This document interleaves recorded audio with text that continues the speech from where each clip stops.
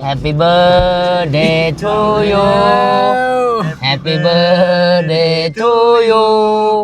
Happy birthday Happy birthday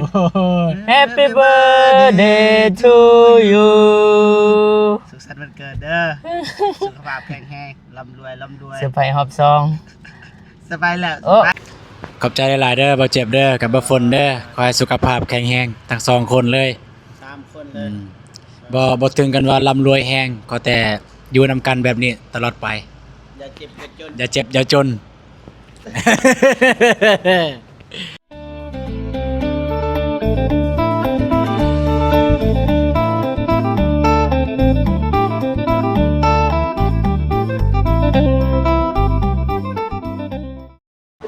โอเคพ่อพี่น้องเนาะบ่เจ็บกับบ่ฝนก็กำลังสิลงไปหาแนวกินแนวยากพี่น้องเนาะสบายดีเด้อพ่อพี่น้องเบิดสุขสุขคนพี่น้องเนาะไปบันไดเลื่อนเลยพี่น้องเอ้ยบ่อยากย่างลงไปป้า ไปเบิ่งคลิปเบาคนในไทย อ่ะบ่ฝนถ่ายแล้วป่ะ แมน แต่เสาร์เนาะ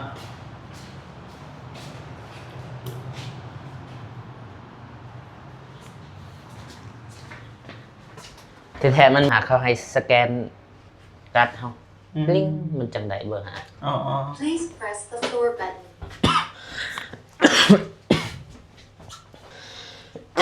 โอ้คันแมงอันนี้มีปัญหาเซฟบ่เจ็บนี่ เสร็จเลยนะ แบบตกขนาดแบบโซะมันขาด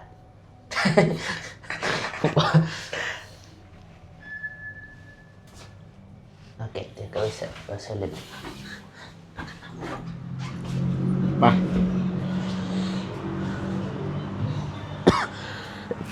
โอ้พี่น้องเอ้ยสวรรค์นะเขตบรรยากาศยามเช้าพี่น้องเนาะ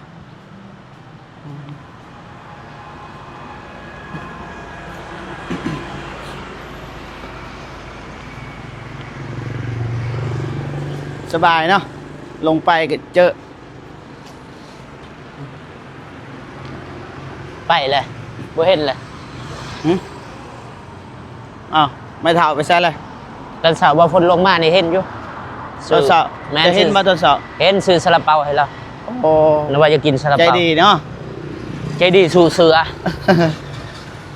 เขาให้ถ่ายคลิปว่าอยู่ไหน จังหวะบ่ได้ทายเฮาบ่ได้ทายเพราะว่าเฮาถามเพราะว่าบ่ฮู้บ่มั่นใจปานใด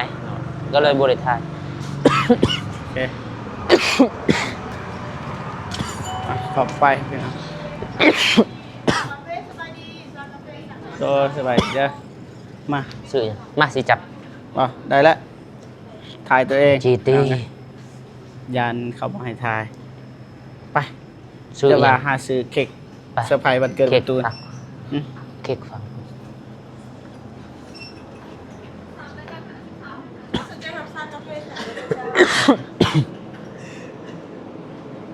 บ่มีบ่เค้กใหญ่ยังบ่มีบ่ บ่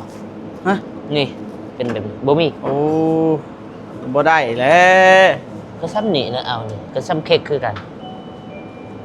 แต่ว่าเค้กน้อยเค้กใหญ่ เค้ก บ่มี เค้กน้อยก็ได้มะมันบ่มีเด้ เอาตัวนี้หรือเอาตัวใดตัวนี้เนาะ ตัวนี้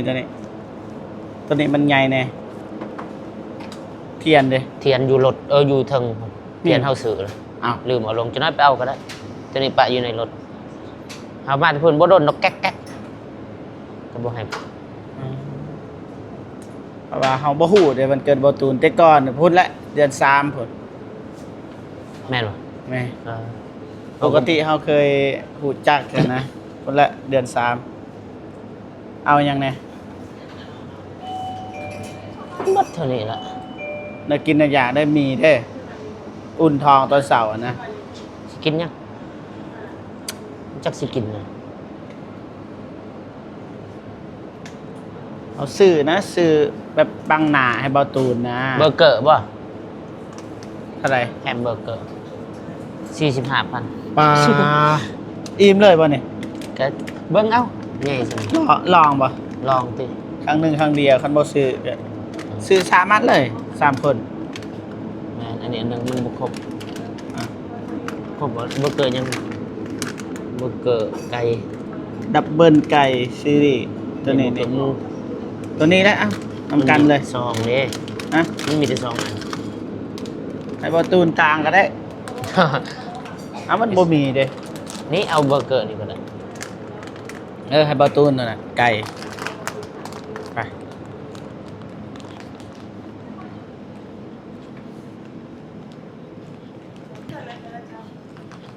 ข้าวเรียบเจ้า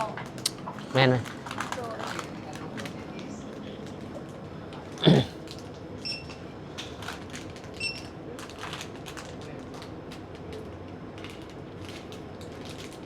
จะซื้อเทียนเท่าไหร่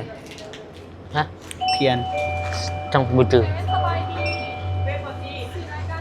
176,000กีบเจ้า จับนะ ทางด้านหลังคนกีบซาลาเพิ่มมอ เท่าไหร่ 176,000กีบเจ้า 179ไม่บาท 76เบิ่งติ76 แน่อายเด้ อย่าทะอย่าทะ หลักเครื่องหนึ่งเดี๋ยวเจ้าข้าวมา200,000 โดย ค่าหนึ่งเลยนะต้อง2กีบเจ้าถ้าสนใจหากีบสำหรับเราเขาเงินค่ามา3ค่าก็4,000ขอบใจว่าการซื้อมา โดยขอบใจใส่บ่เพิ่ เขาห้องเว็บอยู่ หึ เขาห้องเว็บอยู่ อ๋อมีเขาอีก เอาหมูทันสุกเนี่ย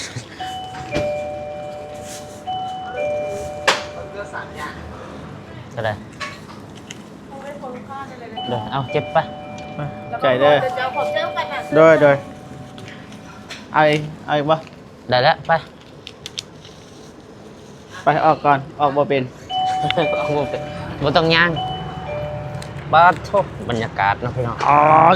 อ่อนเด้อ แขวงสวรรณเขตเนาะครั้งแรกของทีมงานเฮามีแต่ว่าคันอยากรู้รายละเอียดก็ไปเบิ่งคลิปของเบาฝนเล่าใต้ จะทายเบิดบ่ โฆษณาช่องตัวเอง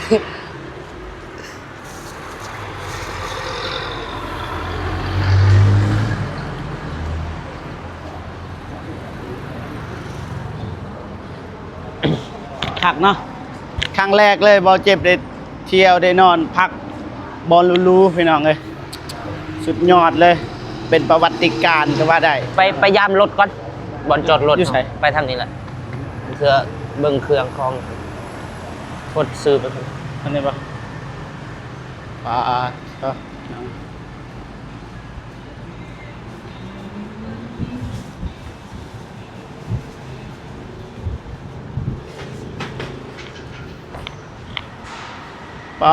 บอฝน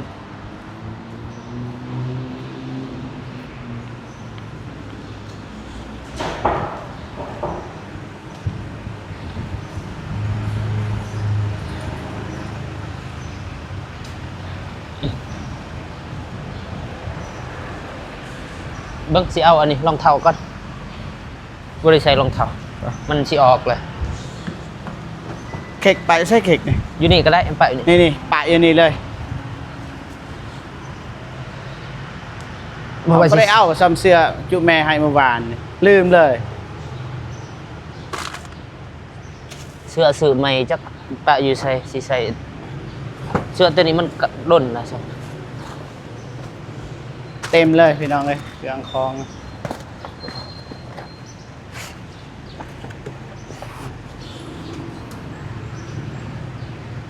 ไปนี่นะเจ้าแปลงนะบอลไหวอันนี้นะตัวอย่างมาเฮาปะเทียนนี่ยังมันสิบ่หมอดนะ บ่เป็นหยังปะอยู่นี่ก็ได้นี่ เอาเมียนเลยตอนนี้ แม่น เออ เอายังบ่สิเอาโอ้นี่เสื้อ เปลี่ยนเสื้อเปล่ามานะเสื้อตัวไหนอยู่ในงามเลย บ่มันมิน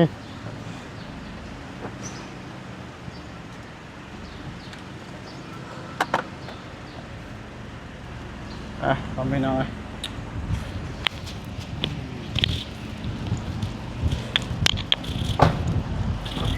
ไป ไปรถนี่ รถหยัง นี่เปิดประทุนได้ บ่ได้ ได้ ไปขับบ้านนี่ยังบ่ได้ โอ้นี่ยังสิบ่ได้นี่ อย่าจับเด้บ่ได้ตัวนี้ บ่ได้จังไดรุ่นเปิดประทุนนี่นี่เห็นบ่จำแล้วนี่ ค่อยขับบ้านนี่ค่อยหาบอลเปิดบ่เห็น อ๋อ Porsche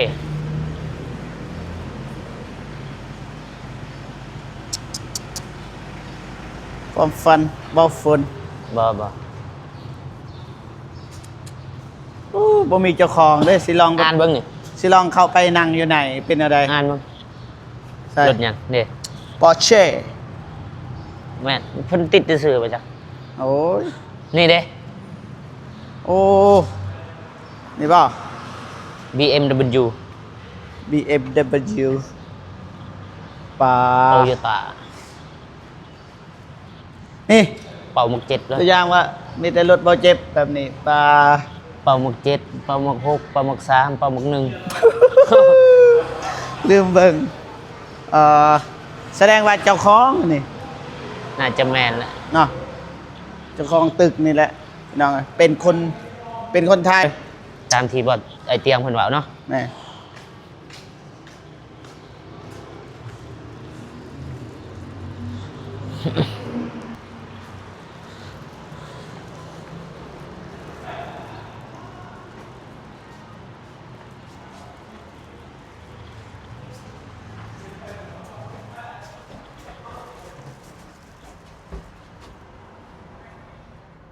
เห็นตอน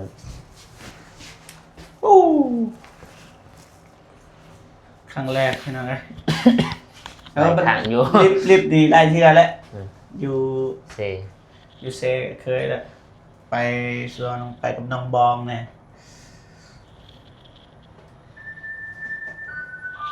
โอ้เปิดจะบ่เปิดบ่ ขึ้นสันหก เปิดสันหกเพราะว่าสันหาทางบริถือกัดมาเลยสันสุดอันนี้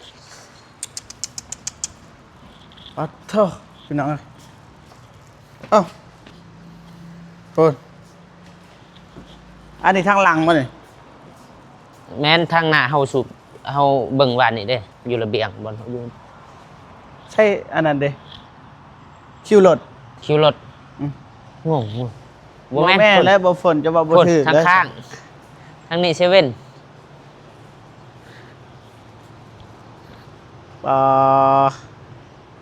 นี่บ่สวรรณเขตโอ้สวรรค์ไอเต็กพุ่นอยู่หั่น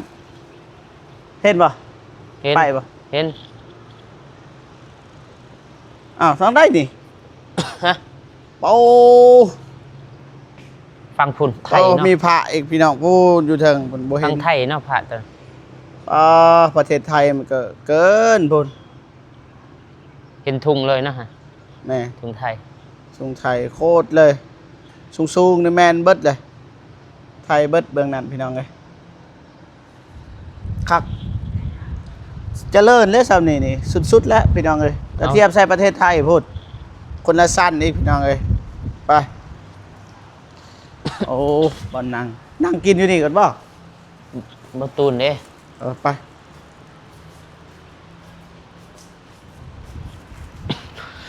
รอนะสุดนี่นะ ไป เบิ่งสิถ่ายรูปมาหยุดมาแน่มา ภูมิเฮาอ่ะ 1 2พอได้ตังค์มาปก รอบ่ตามคิดว่า จะถ่ายขออีก แล้วไป โอ้ใกล้ๆเอาหน้าโอเคไป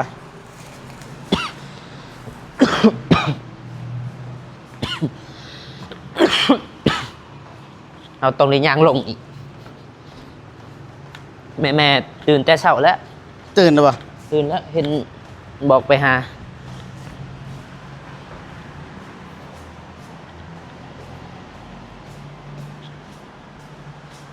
บอกแม่นี่ทางนี้ ตื่นนี่ป่ะ นะ บุกล้ารบกวนที่ เป็นว่าย่างมาหานี่แต่ว่าบ่ได้ไปซะ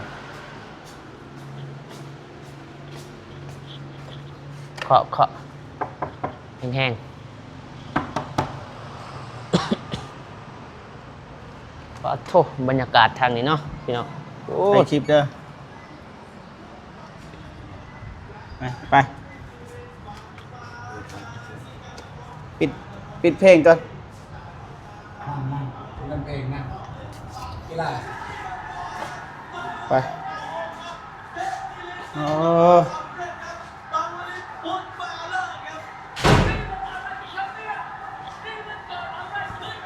ม่อนทองวิทยา สบายดีเด้อ โอ้เสืองาม มาวันนี้โบมี่นะกินเอาอยากใส่ เบอร์เกอร์บอซูนพิเศษแบบว่าสี ขอบคุณครับ อ่ะมาบอฟนไก่จะมากินไก่ป่ะ โอ้ไก่ว่ะมา ขอซินหมูนี่ เป็นหมูในซีนยังไง กินไก่ ซีนไก่บ่น แม่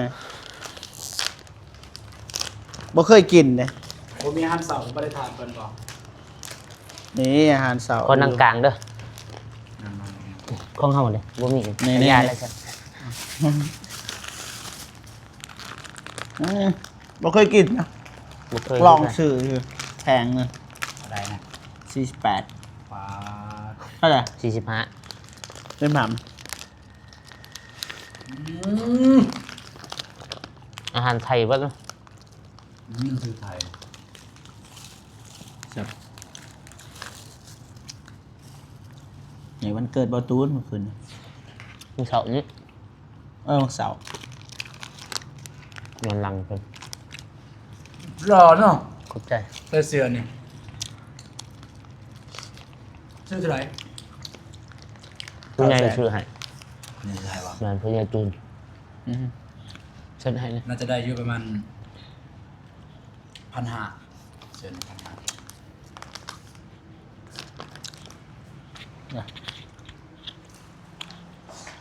ผู้ใหญ่จูน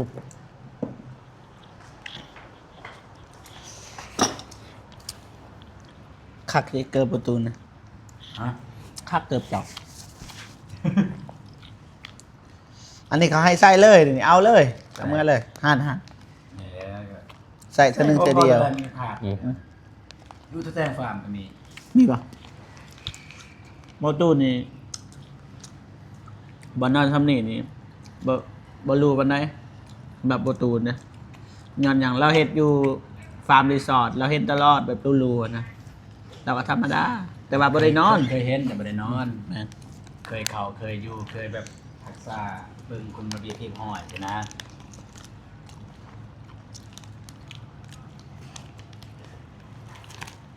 มันถามว่ากับแตงฟาร์มมันแตกต่างกันหลายบอกว่าแตกต่าง แต่ความดูเด้อครับเบิ่ง แต่มันรู้เข้าไปแล้วมันรู้เลยเนาะ แม่นลูกคนนี้หนิดนึงเนาะแต่ว่าใหญ่คัก อันนี้ง่ายกว่า ว่าลูกกับมันบ่รู้นะนี่แต่ว่ามันรู้สึกว่าคักเป็นพิเศษบ่ฮู้ว่าเป็นย้อนหยังนี่บอลเหยียบบอลเยอะอ่า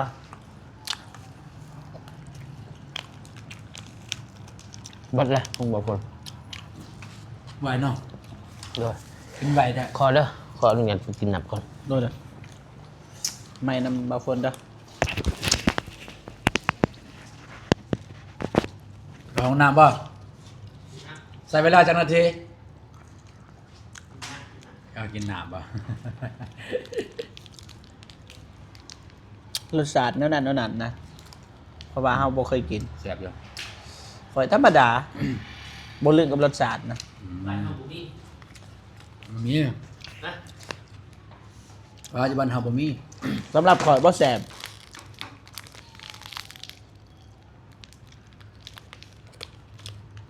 บ่ฮู้ว่าเพราะว่าเฮาบ่เคยกินบ่ลึกกับรสชาติมันเป็นจักแนวใด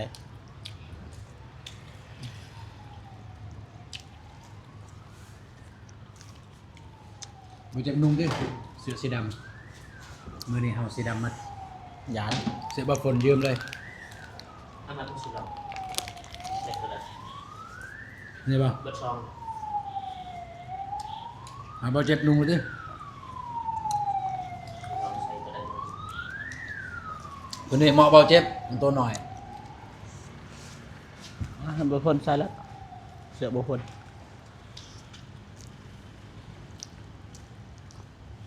โอเคพ่อพี่น้องนะเบาเจ็บกับสิหยุดคลิปก่อนพี่น้องไงนอนปะไปไป ขับก่อนเด้อจะได้หลับเด้อ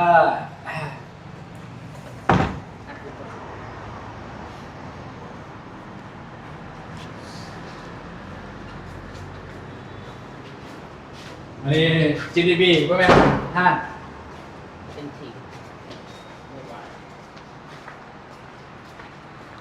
มีไส้ของแม่เมย์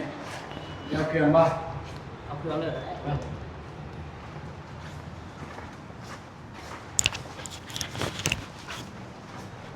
เปิด แล้วว่าไอเตียงมากแล้วขึ้นมาเอาว่าพยายามให้เพิ่นลงไปถานะ จะขอบประตูแล้วก็ขอบแม่เพิ่น ห้อง ห้องไห ไห น น ปะ น่าจะเป็นของ วัน503แม่นบ่ อาชีพชามของให้ 501นี่ 501บ่ 510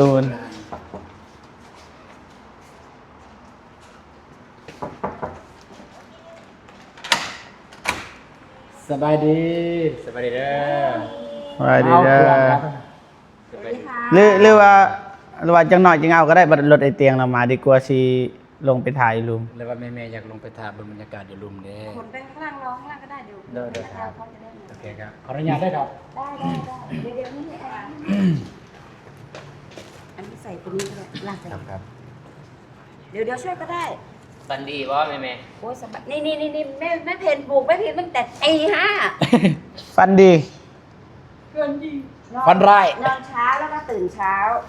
นอนเช้าอีก นอนหัวค่ำ โอเค ลงไปก่อนเด้อครับ ค่ะ คือเมื่อนะบ่จัดเจ้า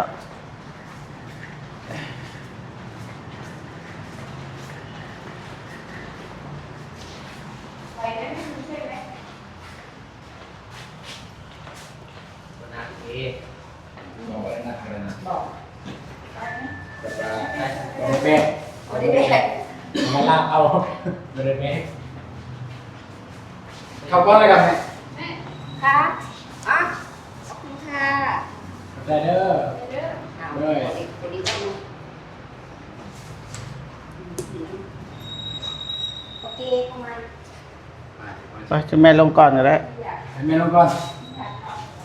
ไปเดี๋ยว โดยเนาะ นักโทษว่ะ ให้ทางแม่มาลงก่อนหน่อยเดี๋ยวทีมงานเอาเราถ่ายกันนี่ ยันลิดหัก โอ้เล็บอันนี้กำลังขึ้น กับแม่มันเต็มสินะเอาถือของมีเสียงามสิเต็ม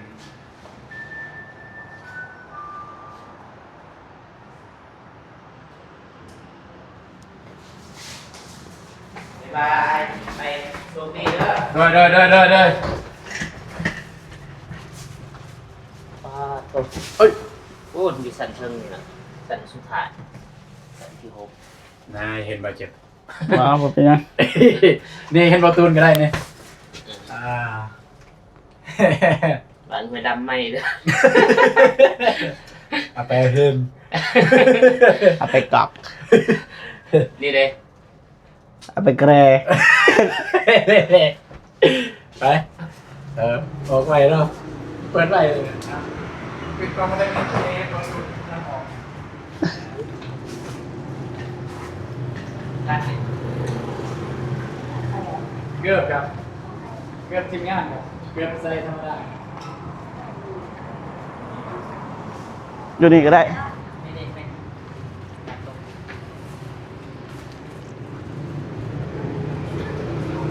เอาไปคืนเขาเนี่ย มานี่ครับการกุศล ขีการเฮาเด้อประตูน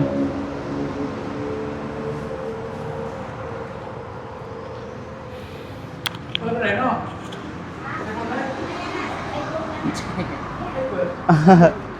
หนะสแกนหนะกด ที่เคยเป็นอย่างนอกประตู มาแล้ว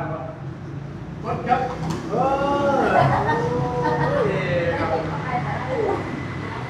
เขาเที่ยงเหรอเขาเที่ยงมาเหรอ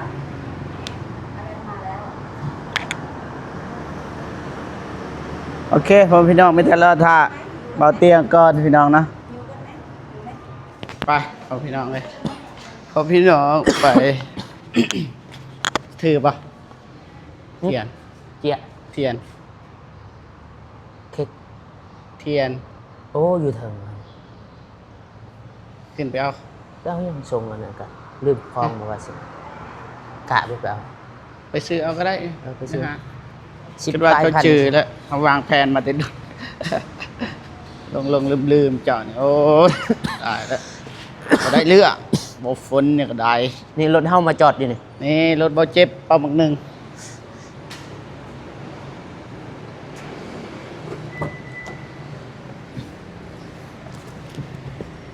ไป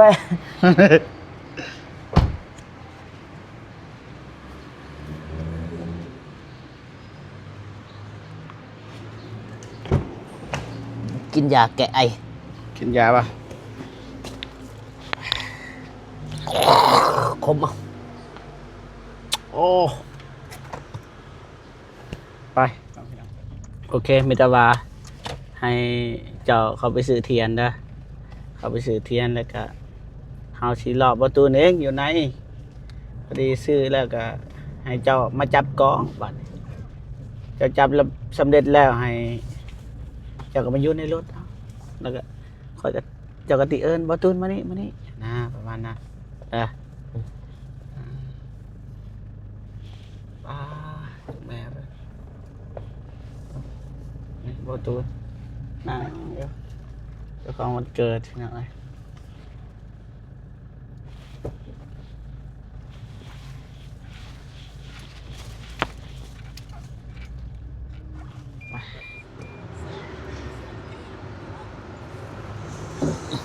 มีคนโทรมา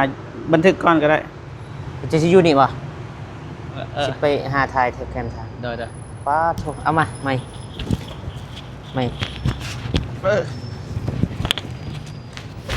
หาได้ โอเคป้าโทพี่น้องบรรยากาศยามเศร้าๆตอนนี้ประมาณอยู่สิว่าเศร้ากับบ่8-9 โมงนี่นะพี่น้องโอ้โทปัดโทบรรยากาศเครื่องเต็มรถเนาะเดินทางลงลาวไต่พี่น้อง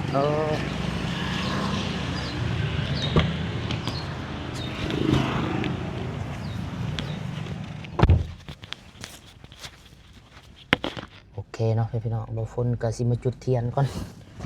จุดเทียนสไปวันเกิดเนาะเบาเจ็บเพิ่นได้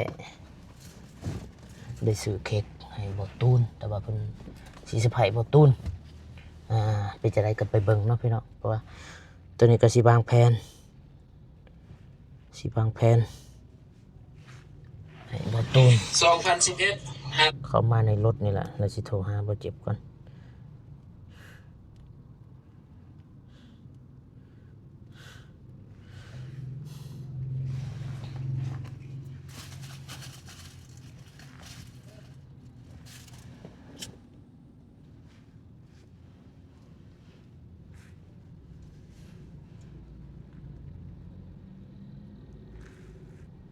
คุณบ่ตูนอยู่เนาะพุ่นน่ะฮัลโหลมานี่ก่อนไอ้เตียงให้ไปหาเพิ่นอยู่พุ่นขี่รถไปหาพวกเพิ่นก่อนไปรับเอาเครื่องก่อนฮัลโหลไปเอาเครื่องนำไอ้เตียงพุ่นแล้วให้ออกไปพุ่นก่อนที่แท้ตัวบ่ตูนมันสิไปไปขี่รถไปคราวเดียวไว้เราสิถ่าเราว่าโดนพุ่นคนในรถนี่คอยเห็นพุ่นจะ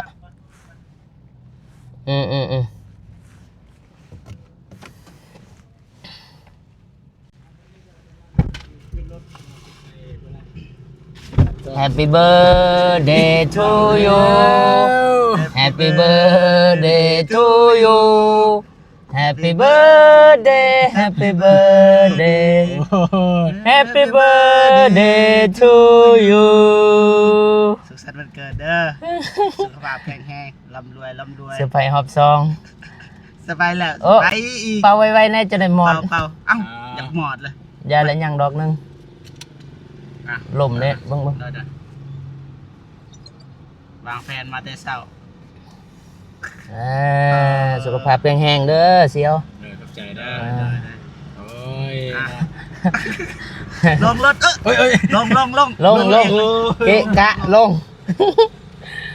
ไปพี่น้องเดี๋ยวว่า เปิดประตูนี่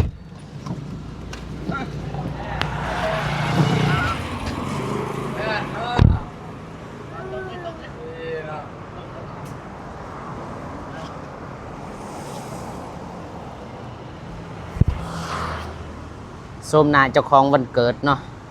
ยังขี้ไล่คือเก่า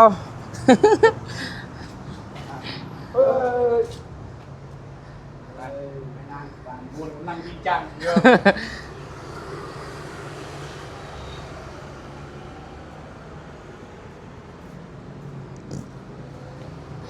มากินกันกินไหนวะเนี่ย ได้ มาเท่าไหร่เนี่ยลืมเลย